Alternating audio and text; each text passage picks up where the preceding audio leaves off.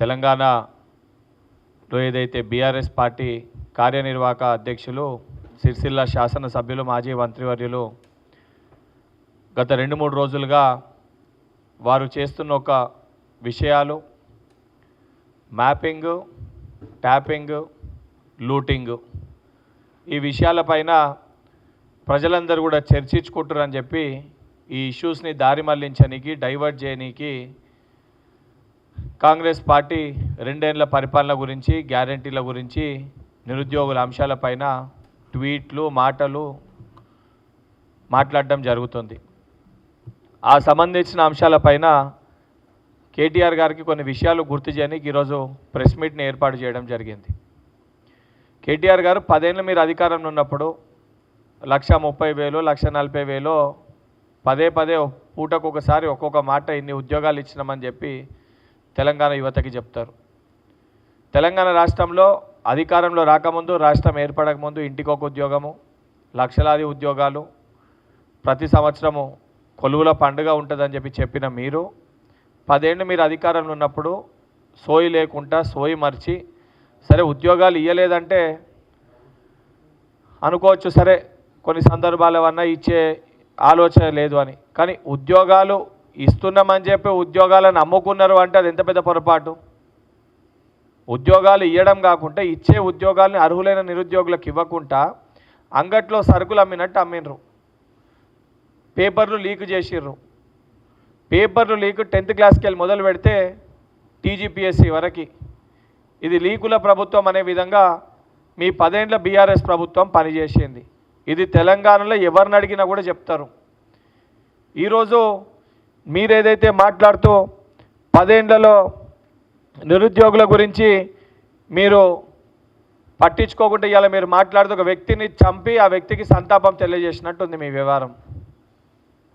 10 ఏళ్లలో నిరుద్యోగులని ఇష్టం వచ్చినట్టు నిరుద్యోగులను ఇబ్బంది పెట్టి, నిరుద్యోగులని బాధ పెట్టి, నిరుద్యోగులు మిమ్మల్ని కలవనీకి వస్తే ఏ సందర్భంలో కూడా మాట్లాడకుండా, సమయం ఇవ్వకుండా, వాళ్ళు ధర్నా చేసుకోవాలంటే చిక్కడపల్లి సెంట్రల్ లైబ్రరీ ఆ దగ్గరికి వెళ్ళి ఇందిరా పార్క్ దగ్గరికి వెళ్దామంటే ఇందిరా పార్క్ దగ్గర ధర్నా చౌకును ఎత్తేసి అనేక రకాలుగా ఇబ్బంది పెట్టిన ప్రభుత్వం మీ ప్రభుత్వం.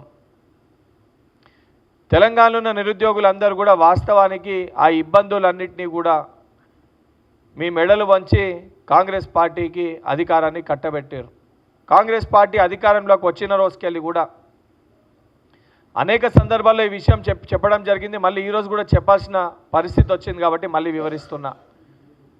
తెలంగాణ రాష్ట్రంలో నిరుద్యోగులకు ఉద్యోగాలు నింపాలని చెప్పని ఫ్రమ్ ద డే 1 చాలా స్పష్టంగా తెలంగాణ రాష్ట్ర పబ్లిక్ సర్వీస్ కమిషన్ 15,780 ఉద్యోగాలు, Telangana state police recruitment board 1,667 ఉద్యోగాలు, medical and health recruitment board 8,666 ఉద్యోగాలు, Telangana residential educational institutional recruitment board 8,400, DSC పాఠశాల విద్య 10,006, టీజీఎస్ జెన్కో అదేవిధంగా ఎస్పీడీసీఎల్ ఎన్పీడీసీఎల్ వాళ్ళ పరిధిలో 1,105, సింగరేణి ఇతర సంస్థలై 1,355, మొత్తం 61,379 ప్లస్ 1,370 అంటే సుమారు 64,000 ఇవి.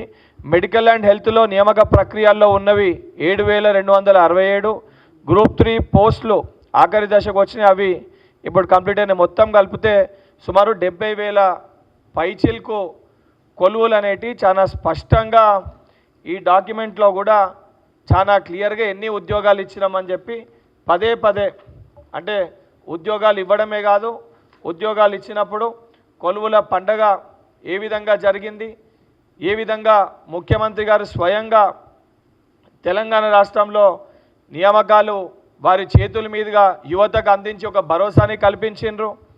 ఇవన్నీ ఒక చోట కాదు, ప్రతి చోట చాలా క్లియర్గా తెలంగాణలో ఉన్న యువత అందరూ కూడా తెలంగాణ రాష్ట్రంలో ఉద్యోగాలు వస్తాయని చెప్పని అన్ని రిక్రూట్మెంట్స్ బోర్డుకి సంబంధించిన అఫీషియల్ అథెంటిక్ డేటా ఎప్పటికప్పుడు పత్రికా విలేకరుల మీడియా సమక్షంలో ప్రతి పేపర్లో కూడా చాలా క్లియర్గా అన్నిటిపైన స్పష్టత ఇచ్చి ఇవ్వడం జరిగింది. దానితో పాటు గ్రూప్ 4కి సంబంధించిన 9,000 పోస్టులు.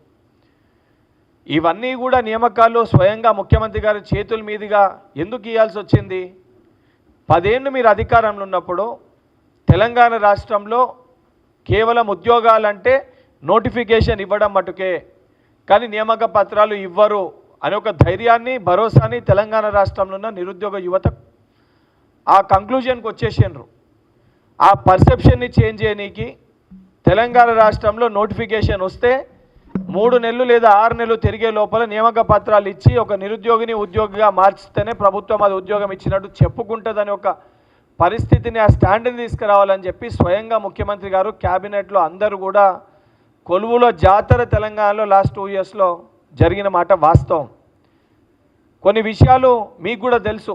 ఈరోజు ఇతర రిక్రూట్మెంట్ బోర్డుకి సంబంధించి కొన్ని రిక్రూట్మెంట్స్ బీసీ రిజర్వేషన్, ఎస్సీ వర్గీకరణ వల్ల కొద్దిగా ఆలస్యమైంది, బీసీ రిజర్వేషన్ వలన కొద్దిగా ఆలస్యమైంది. మరి నిజంగా ధైర్యం ఉంటే నువ్వు చెప్పు, ఎస్సీ ఎస్టీ బీసీలకి రిజర్వేషన్ ఇవ్వకుండా నోటిఫికేషన్లు ఇచ్చేసేయండి అని చెప్పి ధైర్యం ఉంటే ఆ రకంగా బయటకు వచ్చి మాట్లాడు. ఇప్పుడు అందరికీ తెలుసు చాలా క్లియర్గా స్పష్టంగా దేని కారణంగా ఉద్యోగాలు జాప్యమవుతున్నాయి, ఆలస్యమవుతున్నాయి మనందరికీ కూడా క్లారిటీగా క్లియర్గా తెలుసు. తెలిసినాక కూడా దాని విషయం పైన ప్రస్తావించకుండా కావాలని చెప్పి నిరుద్యోగ యువతని, తెలంగాణ రేపటి భావి భారత పౌరులని రెచ్చగొట్టి ఏ రకంగా లబ్ధి పొందుదామనే ఉద్దేశంతో, ఆలోచనతోటి ఏ రకమైన ప్రవర్తిస్తున్నావో ఆ విధానము సరైనది కాదు. నిజంగా నీకు చిత్తశుద్ధి ఉంటే, నిజంగా నీకు బాధ్యత ఉంటే 10 ఏళ్లలో నువ్వు మీ అయ్య కలిసి, బావ బొమ్మర్దులు కలిసి తెలంగాణలో నిరుద్యోగులకు ఇవ్వాల్సిన ఉద్యోగ నియామక పత్రాలు అమ్ముకున్నారు, దానిపైన స్పష్టత ఇయ్యు. మరి ఎందుకు ఆ పరిస్థితికి తీసుకొచ్చినావు, దానిపైన స్పష్టత ఇయ్యు. దానిపైన మాట్లాడకుండా, సిగ్గుశరం లేకుండా తెలంగాణ ఏదో మీ గడి, మీ అయ్య ఏదో రాజు, మీ అయ్యకి నోటీస్ ఇవ్వద్దు, నీకు నోటీస్ ఇవ్వద్దు, మిమ్మల్ని విచారణ చేయొద్దు, మిమ్మల్ని విలువద్దు అని చెప్పి ఈరోజు మీ సొంత చెల్లె మిమ్మల్ని అంటుంది మీది రాచరగు పాలన అని చెప్పని. ఓ దొర పరిపాలన మీ సొంత చెల్లె, మీ కుటుంబ సభ్యురాలే మాట్లాడుతుంది. నీ ఇల్లుని నీకు చక్కబెట్టుకోనికి శాతనైతే లేదు, నీ ఇల్లును నువ్వు చక్కదిద్దుకోనికి శాతనైతే లేదు. సొంత కుటుంబ సభ్యురాలు బయటకు వచ్చి ఈరోజు మీరు దొంగ, లుచ్చా, లఫుట్ అని చెప్పి మాట్లాడుతుంది. దానిపైన మీరు స్పష్టత ఇవ్వకుండా ఈ రకమైన మాటలు మాట్లాడటము, ఇసొంటి చేష్టలు చేయడం అనేది మంచిది కాదు. ఇప్పుడు కూడా చాలా స్పష్టంగా కేటీఆర్ గారికి, బీఆర్ఎస్ పార్టీ నాయకులకు కూడా నేను విజ్ఞప్తి చేస్తున్నా. తెలంగాణ రాష్ట్రంలో నిన్ననో ఇవాళనో టీజీపీఎస్సీ కూడా ఎంతమంది నిరుద్యోగులు ఉన్నారో 1 టైం పాస్వర్డ్ తోటి మీరందరూ కూడా రిజిస్టర్ చేసుకోవాలని చెప్పి పిలుపునివ్వడం జరిగింది. 60 లక్షల 30 లక్షల మంది అందులో రిజిస్టర్ అయినట్టు కూడా, అంటే అధికారిక సమాచారం ఏదైతే మనం బయట ఉంటుంది 1 టైం రిజిస్ట్రేషన్కి త్వరలో కొలువులు టీజీపీఎస్సీ పరిధిలో వస్తాయని చెప్పని ఏదైతే 1 టైం పాస్వర్డ్ తోటి టీజీపీఎస్సీ కూడా నిన్న మొన్న రిలీజ్ చేసినట్టుంది. వాళ్ళు కూడా వాళ్ళ అఫీషియల్గా ఏది రిజిస్ట్రేషన్స్ చేసుకోమని. అంటే ఒక స్పష్టతతోటి, ఒక విజన్ తోటి తెలంగాణ రాష్ట్రంలో ఉన్న యువకులకు ఒక భరోసాని, ధైర్యాన్ని కల్పించాలని ఒక ప్రయత్నం మేము చేస్తున్నాము. దాంతోపాటు పోలీస్ శాఖ, ఇతర శాఖలలో కూడా రిక్రూట్మెంట్స్ అనేటి ఆల్రెడీ పోలీస్ కానీ, రెవెన్యూ కానీ, ట్రాన్స్పోర్ట్ కానీ, ఇతర డిపార్ట్మెంట్స్ కూడా నోటిఫికేషన్స్ ఇస్తున్నాయి ఆయా డిపార్ట్మెంట్స్ని కూడా. అవన్నిట్లో కూడా అన్నీ కూడా అండర్ ప్రాసెస్ ఉన్నాయి. అండ్ పోలీస్ డిపార్ట్మెంట్ కూడా మళ్ళొక పెద్ద రిక్రూట్మెంట్ చేస్తామని చెప్పి వారు కూడా 14,000 ఉద్యోగాలు రిక్రూట్ చేస్తామని చెప్పి వారు కూడా మాట్లాడడము జరిగింది. ఇవన్నీ చెప్పినాక కూడా దేనికోసం రెచ్చగొడుతున్నావు, ఎవరిని రెచ్చగొట్టే ప్రయత్నం చేస్తున్నావు? 10 ఏళ్ళు మరి నీకు సోయి ఉంటే నువ్వు ఎందుకు మాట్లాడలేదు? 10 ఏళ్ళు పేపర్ లీక్ అయితే కనీసం టీజీపీఎస్సీని కూడా ప్రక్షాళన చేయలేదు. పాపం ఆ రోజు ఒక చెల్లి ఆత్మహత్య చేసుకుంటే వాళ్ళ కుటుంబ సభ్యుల్ని పిలిపించి, ప్రవళికను వాళ్ళ కుటుంబ సభ్యుల్ని పిలిపించి, వాళ్ళ అన్నని, వాళ్ళ అమ్మని, వాళ్ళని పిలిపించి మాట్లాడి ఈరోజు వాళ్ళ కుటుంబం అంతా బాధపడుతుంది. ఆ రోజు మమ్మల్ని మంత్రులతోటి వాళ్ళందరితోటి ఎత్తుకొచ్చి ఇబ్బంది పెట్టి వీడియోలు తీపిచ్చిర్రు అని ఇయ్యాలకి కూడా పాపం వాళ్ళ తమ్ముడు వచ్చి కలుస్తూ ఉంటాడు. అన్న ఆ రోజు మోసం చేసిర్రు మమ్మల్ని ఇబ్బంది పెట్టిర్రు అని చెప్పని. తెలంగాణ నిరుద్యోగ యువత కూడా నేను విజ్ఞప్తి చేస్తున్నా, ఇది మీ ప్రభుత్వము, మీరు తెచ్చుకున్న ప్రభుత్వం, మీకోసం ఏర్పడిన ప్రభుత్వం, మన భవిష్యత్తు కోసం ఆలోచించే ప్రభుత్వం. ఒక మంచి ముఖ్యమంత్రి మనకున్నారు, ఒక విజనరీ లీడర్ మనకున్నాడు. గతంలో కేటీఆర్ ఏం ప్రమోట్ చేస్తుండే తెలంగాణ రాష్ట్రంలో? డ్రగ్స్ని అమ్మే వాళ్ళు కేటీఆర్ దోస్తులు, డ్రగ్స్ని సేవించే వాళ్ళతోటి కేటీఆర్ దావత్ చేసుకునేటోడు.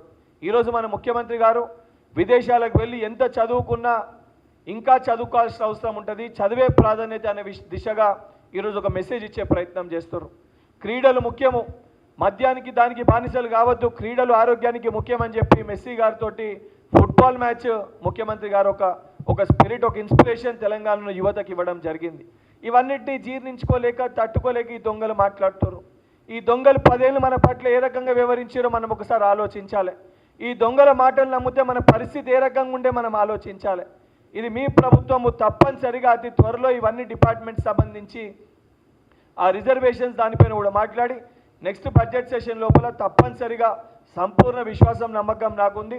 ముఖ్యమంత్రి గారు ఈ ఉద్యోగాల పైన ఒక భారీ ప్రకటన తప్పనిసరిగా చేస్తారు. అండ్ ఏ సమయంలో ఏ రకంగా వస్తుంది కూడా స్పష్టత ఇస్తారు.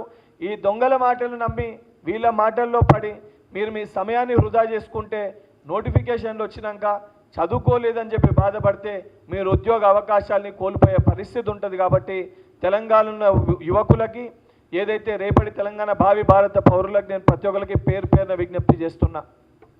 వాళ్ళు ఏదైతే మాటలు చెప్పి మా హయాంలో ఇచ్చే నోటిఫికేషను, మా హయాంలో పెట్టిన ఎగ్జామ్లు అంటే మరి మీ హయాంలో ఇచ్చే నోటిఫికేషను, మీ హయాంలో పెట్టిన ఎగ్జామ్లకి మరి నియామక పత్రాలు ఇవ్వడానికి ఏం అడ్డం వచ్చింది? ఎందుకు ఆ రోజు మీకు ఇచ్చే సోయి లేకుండే? ఎందుకు ఇవ్వాలనే ఆలోచన మీకు లేకుండే? 2017కి వెళ్ళి మొదలు పెడితే 23 వరకు అంటే 6 సంవత్సరాలు ఒక నోటిఫికేషన్ వచ్చినాక 6 ఇయర్స్ వరకు నియామకాలు ఇవ్వలేదు అంటే నిరుద్యోగుల పట్ల మీ సోయి ఏ రకంగా ఉండే, మీ చిత్తశుద్ధి ఏ రకంగా ఉండే చాలా స్పష్టంగా యావత్ తెలంగాణ సమాజం చూసింది. మేము నియామక పత్రాలు ఇచ్చే ప్రయత్నం చేస్తే కూడా కాళ్ళల్లో కట్టెలు పెట్టి ఆపే ప్రయత్నం చేసినాం.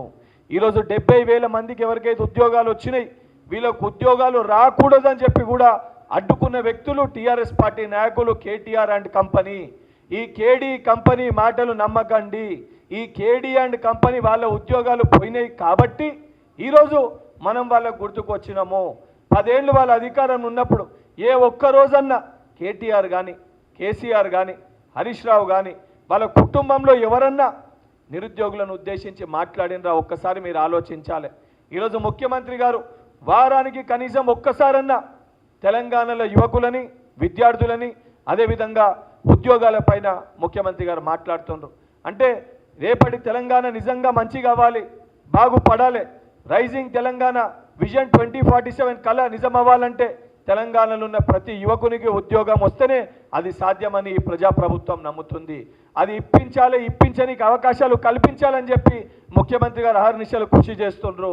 ఆ ముఖ్యమంత్రి గారు కృషి చేస్తుంటే అది జీర్ణించుకోలేక తట్టుకోలేక విషం జిమ్మే ప్రయత్నము కల్వకుంట్ల తారక రామారావు గారు చేస్తున్నారు. దయచేసి ఇటువంటి దొంగల మాటలు నమ్మొద్దని చెప్పి తెలంగాణ రాష్ట్రంలో ఉన్న విద్యార్థులకి, యువకులకి తప్పనిసరిగా నియామకాలు ఏదైతే జాబ్ ప్రాసెస్ స్టార్ట్ అవుతుందని చెప్పి భరోసాని కల్పిస్తూ ఈ దొంగలకి నిజంగా సిగ్గుంటే వాళ్ళు పేపర్ లీక్ దానిపైన ముందు తెలంగాణ యువకులందరూ కూడా ముక్కు నేలకి రాసి బహిరంగ క్షమాపణ చెప్పి దాని తర్వాత యువకుల గురించి మాట్లాడాలని చెప్పి కేటీఆర్ అండ్ కేడీ కంపెనీకి ఏదైతే డిమాండ్ చేస్తున్నా.